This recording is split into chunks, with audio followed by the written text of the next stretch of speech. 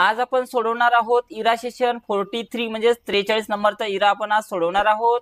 त्यासाठी आपल्याला सगळ्यात पहिले सेशनचा परिचय इथून पाहून घ्यायचा आहे।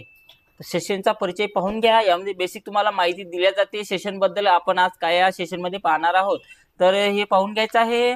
त्यानंतर चॅट जीपीटी वर जायचं। या ठिकाणी चॅट जीपीटी वर गेल्यानंतर आपल्याला याच्यामध्ये हा व्हिडिओ पाहून घ्या। त्यानंतर याच्यामध्ये जेवढे काही ऑरेंज कलर मध्ये दिलेले नॉलेज चेक आहे तेच आपल्याला सोडवायचे आहे। नॉलेज चेक आणि व्हिडिओ जे काही दिले असेल ते। त्यानंतर गेटिंग स्टार्टेड वर क्लिक करा आणि याच्यामध्ये आपल्याला पहिलं नॉलेज चेक इथं युजर डॅशबोर्डच्या खाली इथं पहिलं नॉलेज चेक दिलेलं आहे। याच्यामध्ये सुद्धा 3 नॉलेज चेक दिलेले आहेत। तर कोणकोणते नॉलेज चेक सोडवायचे आहेत ते सांगणार आहे मी आज। तर पहिलं नॉलेज चेक इथून स्टार्ट करा। यामध्ये बघा 4 प्रश्न आहे। पहिला प्रश्न, युजर्स चॅट जीपीटीच्या डॅशबोर्डवरील कॉन्व्हर्सेशन हिस्ट्री या वैशिष्ट्याद्वारे आपल्या मागील संभाषणांना पुन्हा बघू शकतात म्हणत आहे। तर याचं उत्तर बरोबर आहे। तर बरोबर क्लिक करा आणि त्यानंतर सेव्ह अँड नेक्स्ट करायचं आहे। चॅट जीपीटी 3.5 च्या तुलनेत चॅट जीपीटी 4 चे अनोखे वैशिष्ट्य कोणते आहे म्हणत आहे। तर हे युजर्सना फोटो अपलोड करण्याची सुविधा देते। तर हे त्याचं उत्तर आहे। अनिता या कोलकाता येथे शिक्षिका म्हणून काम करतात। त्यांना आपल्या उच्च माध्यमिक इयत्तामधील विद्यार्थ्यांसाठी इतिहासाचा तास अधिक इंटरॅक्टिव्ह आणि आकर्षक बनवायचा आहे। चॅट जीपीटी त्यांना कशा प्रकारे मदत करेल म्हणत आहे। तर कशा प्रकारे मदत करणार आहे तर याचं उत्तर संवादात्मक प्रश्न मंजुषा म्हणजे स्पीच सुचवून। तर हे त्याचं उत्तर असणार आहे। त्यानंतर सेव्ह अँड नेक्स्ट करा। चॅट जीपीटी बनवताना कोणत्या नैतिक बाबींचा विचार करण्यात आलेला आहे। तर कोणत्या नैतिक बाबींचा विचार करण्यात आलेला आहे म्हणते। तर याचं उत्तर प्रतिसाद सुरक्षित आणि आदर व्यक्त करणारे आहेत यांची खात्री करून। तर हे त्याचं उत्तर असणार आहे। त्यानंतर सेव्ह अँड नेक्स्ट करा।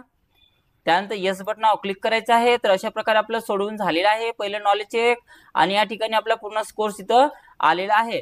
त्यानंतर पहिलं नॉलेज चेक झालं। त्यानंतर दुसरं नॉलेज चेक आपल्याला ॲप्लिकेशन ऑफ चॅट जीपीटीच्या खाली इथं दिलेलं आहे। तर हे दुसरं नॉलेज चेक आपल्याला सोडवायचं आहे। तर इथून स्टार्ट करा। याच्यामध्ये बघा 4 प्रश्न आहेत। तर पहिला प्रश्न, चांगले प्रतिसाद मिळवण्यासाठी चॅट जीपीटी बरोबर केलेल्या संभाषणात कशाचा समावेश केला पाहिजे म्हणत आहे।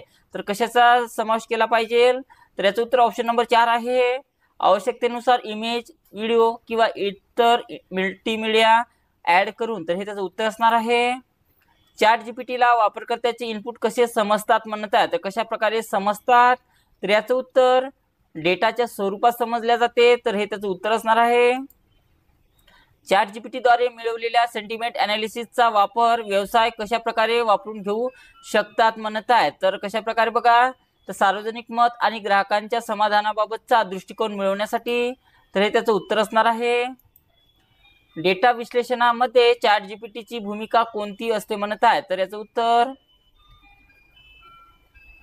उत्तर ऑप्शन 2 आहे। हे मोठ्या प्रमाणावर अनसंरचित डेटावर प्रक्रिया करते आणि त्यांचा अर्थ लावते। तर हे त्याचं उत्तर आहे। त्यानंतर येस बटनावर क्लिक करा। तर अशा प्रकारे आपलं दुसरं सुद्धा नॉलेज चेक सोडवून झालेलं आहे आणि स्कोर्स इथं पाहू शकता पूर्णपैकी पूर्ण इथं आलेला आहे। त्यानंतर दुसरं नॉलेज चेक झालं। त्यानंतर तिसरं नॉलेज चेक आपल्याला या ठिकाणी दिलेलं आहे। तर हे तिसरं नॉलेज चेक आपल्याला सोडवायचं आहे आणि इथून स्टार्ट करा। यामध्ये सुद्धा 4 प्रश्न आहेत। तर पहिला प्रश्न, एआय कडे धोका म्हणून पाहण्याऐवजी आपण त्यांच्याकडे कसे पाहिले पाहिजे म्हणत आहे। तर याचं उत्तर प्रोडक्टिव्हिटी आणि कार्यक्षमता सुधारण्याचे एक साधन म्हणून पाहिले पाहिजे। त्यानंतर सेव्ह अँड नेक्स्ट करा।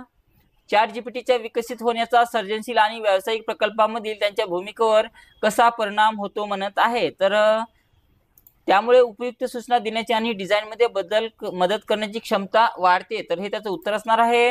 त्यानंतर सेव्ह अँड नेक्स्ट करा। पार्टीचे नियोजन करण्यात चॅट जीपीटी कोणती अनोखी मदत करते म्हणत आहे। तर कोणती मदत करते बघा, तर याचं उत्तर सर्जनशील आणि व्यवहार्य सजावटीसाठी टिप्स देऊन। तर हे त्याचं उत्तर आहे। त्यानंतर सेव्ह अँड नेक्स्ट करा। करण आपल्या कुटुंबासोबत केरळला जाण्याचे नियोजन करत आहे। चॅट जीपीटी सुट्टीच्या नियोजनामध्ये कशा प्रकारे मदत करू शकेल म्हणत आहे। तर याचं उत्तर ऑप्शन 2 आहे। प्रवासाचे मार्ग आणि सांस्कृतिक बाबींबद्दलची माहिती रिकमेंड करून। त्यानंतर सेव्ह अँड नेक्स्ट करा। येस बटनावर क्लिक करायचं आहे। तर अशा प्रकारे आपलं तिसरं सुद्धा नॉलेज चेक सोडवून झालेलं आहे आणि आपल्या इथे स्कोर्स पूर्णपैकी पूर्ण इथं आलेला आहे। त्यानंतर आपल्याला डायरेक्ट सेशन कम्प्लिशन टेस्ट सोडवायचं आहे. यावर क्लिक करा आणि याच्यातून स्टार्ट करायचं आहे. यामध्ये बघा 10 प्रश्न आहेत. तर पहिला प्रश्न, सीडीची विशिष्ट क्षमता किती असते म्हणत आहे? तर 700 MB असते. 7 नेक्स्ट करा. मुख्य क्षेत्र म्हणून काय म्हणून ओळखले जाते म्हणत आहे? तर काय म्हणून ओळखले जाते? तर प्राथमिक की म्हणजे प्रायमरी की म्हणून ओळखले जाते. डेटाबेस मध्ये रेकॉर्ड म्हणजे काय असते म्हणत आहे? तर डेटाबेस मध्ये रेकॉर्ड म्हणजे संबंधित फील्डचा संग्रह आहे. डेटाबेस मध्ये फील्ड म्हणजे काय असते म्हणतात? फील्ड म्हणजे संबंधित कॅरेक्टरचा समूह आहे. डेटाबेस कशाचा बनलेला असतो म्हणतात? तर डेटाबेस कशाचा बनलेला असते? तर एकत्रित केलेले विविध टेबल्स आहे. डेटाचे भौतिक दृश्य कशावर केंद्रित आहे म्हणतात? तर कशावर केंद्रित आहे? तर डेटा स्वरूप आणि स्थान हे त्याचं उत्तर असणार आहे. डेटाबेस काय साठवतो म्हणतात? तर डेटाबेस आपल्याला काय साठवतो? तर व्यवस्थित माहिती आणि डेटा साठवतो.